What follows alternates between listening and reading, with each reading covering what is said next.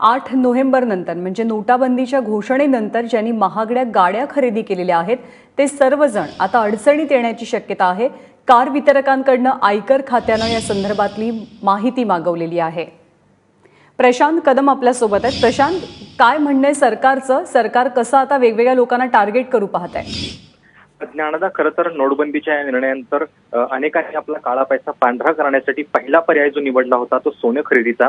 सरकारने याच्या संदर्भातले अनेक कडक नियम जे आहेत ते तातडीने जाहीर केलेले होते।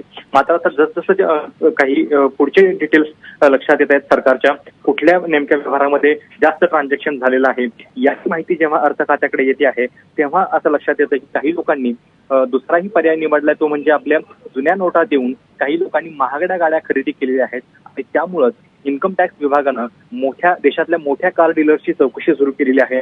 त्यांच्याकडे या काळामध्ये नेमका कुठल्या गाड्या खरेदी केल्या याचे डिटेल्स आयकर खात्याने मागवलेले आहेत आणि कदाचित काही संशयास्पद व्यवहार आढळल्यास त्यांच्यावरती देखील कारवाई होऊ शकते। प्रशांत, धन्यवाद या माहितीबद्दल।